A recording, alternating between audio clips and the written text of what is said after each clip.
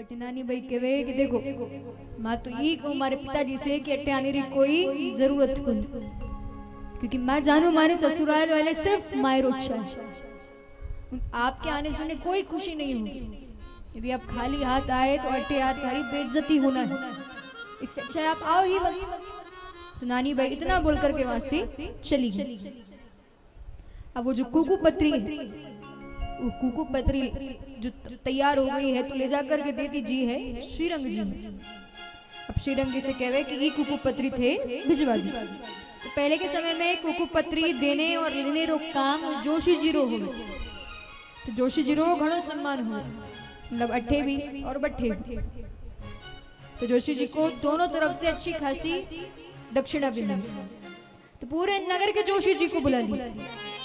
श्रीरंग जी कहे कुकू पत्री है और ये कुकू पत्री जूनागढ़ में नरसिंह जी ने देन चानू।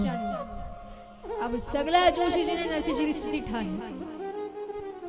सब सोचा कि अट्ठे से तो दक्षिणा अच्छी खासी मिल जाए, लेकिन बट्ठे जार कुछ हाथ को नहीं लगना, खाली हाथ ही लौटना। कोई जोशी जी आगे नहीं, सब पीछे हट गए। लेकिन एक जोशी जी जिनका नाम कोकिल्यो है, जो कि वही नगर अंजार में रहे, गरीब है थोड़े, वो कहे काम करो मन दे दियो, मैं दे रहा हूँ। कहे ठीक है। अब श्रीरंग जी ने कुकू पत्री दी और साथ में अच्छी खासी दक्षिणा दी। जोशी जी से कहे कि थे कुकू पत्री लेकर के दे। जोशी जी कुकू पत्री लिया और भगवान की कुछ ऐसी कृपा हुई कि जोशी जी मात्र एक दिन में नगर अंजार से जूनागढ़ पहुंच गए। अब बट्ठे जार पूछे भाई अठे नरसिंह जी कौन है, नरसिंह जी कौन है? सगला ने हवेली बता दी। अब हवेली के बाहर खड़े होकर सोच रहा है, हवेली तो चौकी लागे, पूटरो लागे, अच्छी घड़ी लंबी चौड़ी, तो हो सके दक्षिणा भी अच्छी खासी मिले। अब जोशी जी देखा कि नरसिंह जी है न कीर्तन में मस्त मग्न है, ठाकुर जी ने कथा सुनावे, भगवान का गुणगान करे। और देखिए महाराज एक बात सच है, यदि आप सच में भगवान की भक्ति में लीन हो जाते हैं तो आपको कुछ पता नहीं होता कि संसार में क्या चल रहा है। ये संसार जो है वो सूना लगने लगता है, हर जगह सिर्फ भगवान के दर्शन होते हैं। लेकिन सच्ची भक्ति करने लगे तो बार बार कह रही है कि आप जब भी भगवान की भक्ति करें सच्चे मन से कीजिए, क्योंकि यदि आपने एक क्षण के लिए भी भगवान को सच्चे मन से पुकार लिया तो पुकार भगवान तक पहुंच जाती है। यदि आपने देखा होगा जितने भी भगवान के मंदिर हैं, हर मंदिर में भगवान खड़े हुए हैं, बैठे शायद एक दो मंदिर में ही होंगे। उनकी जो मूर्ति है वो अधिकतर उस मुद्रा में मिलती है जिसमें वो खड़े हैं। तो एक भक्त ने पूछा कि क्या बात है, आपके हर मंदिर में आपकी जो मूर्ति है उसमें आप खड़े हुए दिखते हैं, क्यों?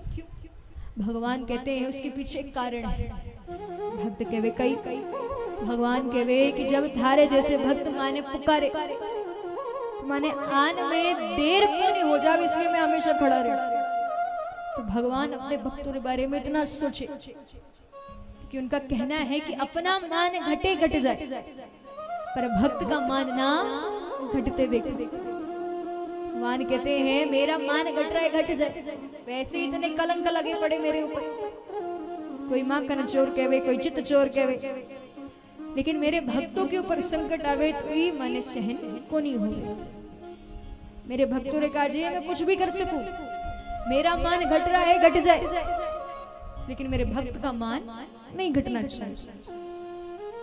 तो कोशिश कीजिए कि आप भगवान की जब स्मरण करें, सुमिरण करें, निर्मल मन के साथ करें, सच्चे मन के साथ करें। क्योंकि महाराज एक प्रसंग भी आता है कि जब ठाकुर जी गैया चराने वास्ते जावे तो जैसे ही वो बांसुरी बजावे तो सारी गोपियां दौड़ी दौड़ी चली जाए।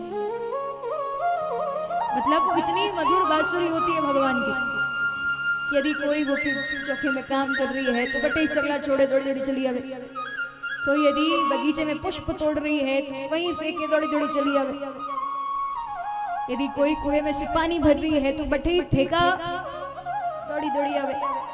तो भगवान की बांसुरी इतनी मधुर है, इतनी मीठी है, और कहा जाता है जितना हो सकता है आप उतना भगवान के बारे में सोचिए, विचार कीजिए, चिंतन कीजिए, मनन कीजिए,